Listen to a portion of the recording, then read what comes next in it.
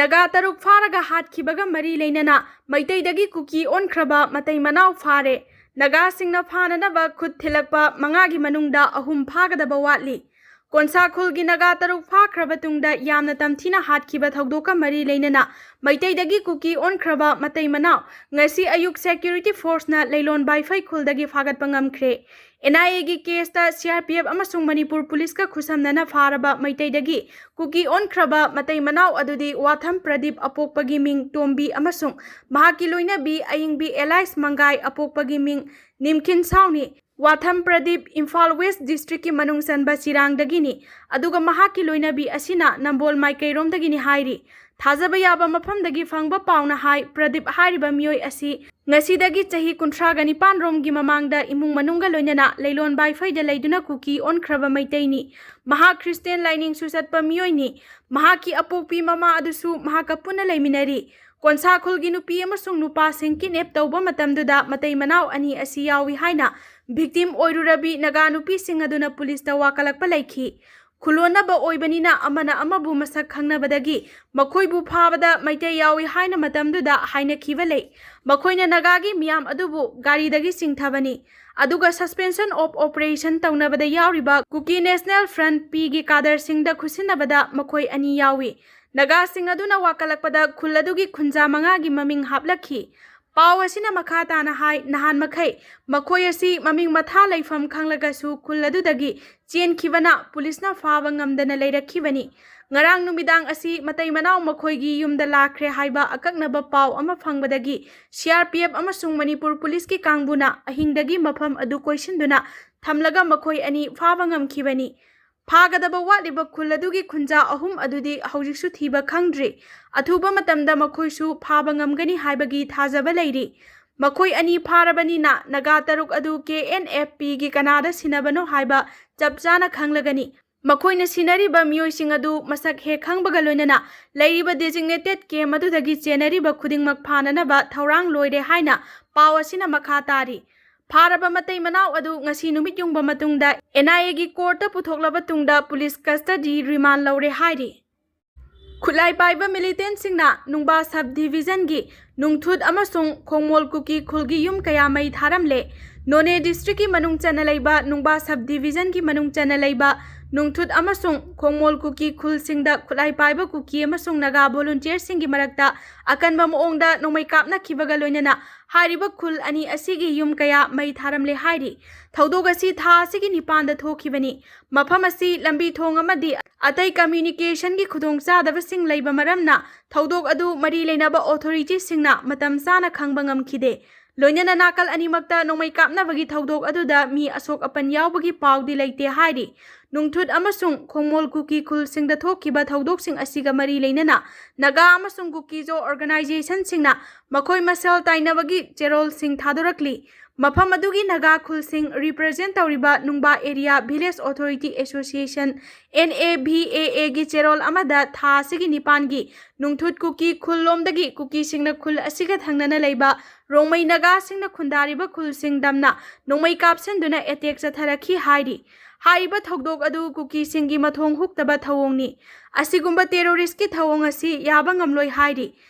NAVAA gi cherolasina hai matamaduda khundaminariba community singna kanglup masel ungkhatnaba henkatnaba thawong sing chathaba lepkadabani chayetnaduna leiriba customary territorial boundary sing aina yaba dialogue tawduna loisinanaba hotnaminasi amadi mafam asida santi amasung tangdu leitaba puraknaba hotnaminasi haina appeal tawrakli Amaromda Kangpopi district based tawba committee on travel unity kotu Sadar Hills na thadorakpa cherolamada nungthud amasung khongmol kuki khul singda attack chathaduna yum kaya mai thakiba thaudog asi naga lalholub NACN IN amasung ZUF kasom fraction gi apunba kadar singna chathakibani haina maral sirakli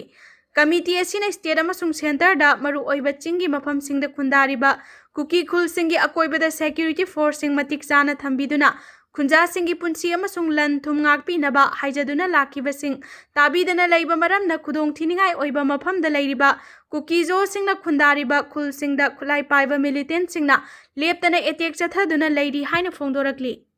Lenga ki mamit khumlaga kuki singna sakhiba Chandel Sisipur fauna ba thong sangakhre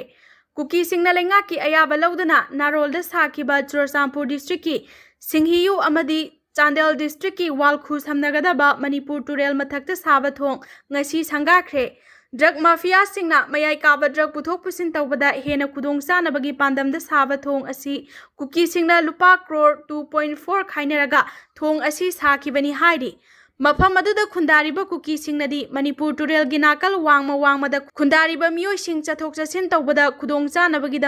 asangba senpham miyamna khainaraga thong asi sabani hairi. Nongju tha matamda turel gi imai wangkhalakpana maram oiraga Churachandpur amasung Chandel gi miyoi singna turel lanthok lansin tawbada kudong chadaba kaya marum mayoknaduna lakhi. Mamang sahida Manipur gi Governor Ajay Kumar Bhalana Churachandpur district laklamlaba matamda Kukizo Council gi lusingba singna Manipur turel mathakta Sisipur amasung Chandel district phaunaba thong ama sabinaba taksin khiba laikhi. Lengakna thabak paikhatpa ngaidana mafam aduda khundariba Kukisingna asangba senpham puthoklaga thong asi sakibani hairi.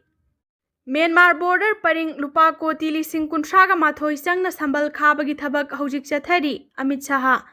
Bharat ka Myanmar ga lonaba kilometer lising ambaga chatruk sangba ngamkhai paring asi lupa koti lising kunthraga mathoi changna sambal khabagi thabak hojik paikhatli haina Union Home Minister Amit Shah na phongdokhre. Wafam asi New Delhi da ngarang laibak asigi ngamkhai da laiba district singi SP singna saruk yaba mifam amada wangang laduna Union Home Minister na phongdokhi. Mahakna hai asoi angam thoktaba ngamkhai nungai yaifaba ngamkhai lamdam amadi mikupna hum singba khunai pulaga laibak asibo asoi angam thokloidaba laibak ama ohenba ngamgani. Mahakna hai laibak asida naroldagi mitop sangsilakpa pumthing thingnaba Bharat lengakna matik chaba thaurang ama semli. Bharat ki Prime Minister Narendra Modi na lusingba government asina ngamkhai gi infrastructure scientific oiba maongda sada samri hengat hanba ngamle. Matik leiba khungang singi thauram private villager program gi makhada thaurang asi paikhatpani. Thaurang asi gi makhada yum hongba thingnaba thabak piba amasung sarkar gi yaifa thaurang chada chama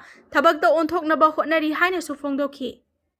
Manipur gi oina SIR enumeration da vote lakh amaga lising yankhaiga mapal lauthokiba adugi manungda chada 64.2 di tribal constituency tara mapandagi oiri. Manipur gi oina handak pangthokiba SIR gi enumeration aduda voter lakh amaga lising yankhaiga mapal lauthokiba adugi manungda chada 64.2 di scheduled tribe constituency tara mapandagi oiri. Aduga lemhoriba scheduled caste ki kendra ama oiriba sekma yauna Tampaki constituency nipuga mathoidana sada kuntraga 8.9 oiri hairi. Manipur gi oina me kuntradagi Jun kunganipan fawa SIR gi enumeration chatharaba matung July 5 da draft electoral roll phongki. Hariba draft electoral roll aduda mamangi matamda constituency double chatpa haibadi voter amana tongan ba constituency anida yauksinba permanent oina mayum makai khongkiba amasung leikidaba sing yauna tongan ba maram kayadagi hanadagi mamangi electoral roll da yauramba voter lakh amaga lising yankhai mapal lauthokhibani.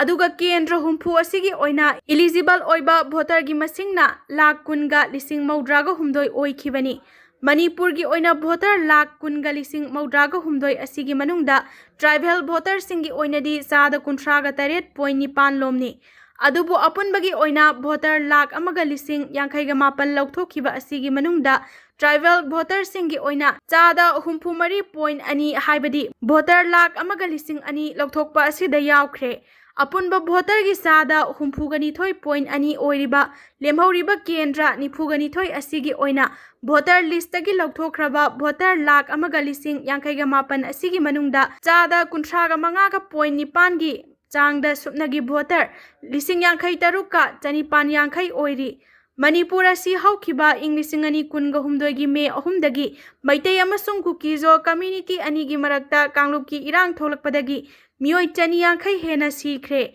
Miyoi lising humpu hena lanjena duna leiri. Miyoi lising humpu hena lanjena duna leiri. Kanglup ki irang adu hena pakthok chauthoraktuna ngasidi Kuki amasung naga ani gi marakta hana sunabagi thaudok kaya thokli. Voter lakh amaga lising yankhaiga mapan electoral roll dagi lauthokhiba adugi matangda scheduled tribe constituency singi oina su chenaba kaya leiri. Kukizo singna mapung oina khundariba aduga कांगलुप की इरांग असिगी इपीसेंटर ओइरिबा Churachandpur district vote लौथोखिबगी चांग असी ख्वाइदगी वांगली schedule tribe constituency मरीगी ओइना अपुनबा voter की चादा कुन हाइबदी vote मंगा खुदिंगी vote अममम लौथोकपा असिदा यावरी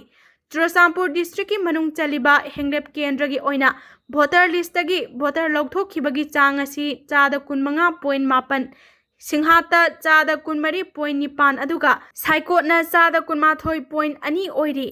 फेरजोल district का थंगना लेरिबा थालोन केंद्र की ओइना SIR पांगथोक्ट्रिंगै ममांगदा अपुनबा voter लिसिंग कुनगा तरेट का चनीगा मौद्रागा माथोई लेरमखिबा अदु SIR मतुंगदा चादा कुनतरेट पॉइंट अनीगी सांगदा हाइबदी भोटर पुना लिसिंग मरीगा चाट्रुका मौद्रागा तरुक लौथोकपदा यावख्रे साइकोट केंद्र की ओइना अपुनबा भोटर लिसिंग हुम्फुगा तरुका चाट्रुका हुम्फुगा मरी लेरमबगी मनुंगदा SIR मतुंगदा भोटर लिसिंग तरागा मरीगा चामगा यांखैनिथोई लौथोक्रे साइकोट केंद्र की भोटर लौथोखिबगी चांग असी मणिपुर की अपुनबगी भोटर की चादा मापनी स्टेट असिगी ओइना SIR मतुंगदा पुना भोटर लाख अमगा लिसिंग यांखैगा मापन लौथोखिबा अदुगी मनुंगदा तंखाय अमदी शेड्यूल ट्राइब केंद्र तरा मापन लेरिबा असिगी मनुंगदा साइकोट हेंगलेप सिंहाट अमदी थानलोन यावना पुना शेड्यूल ट्राइब की केंद्र तरागा निथोइदगी ओइरी अदुगा अतोपा केंद्र सिंह अदुना चुरचांदपुर तमेंगलोंग चांदेल उख्रुल टेक्नोपल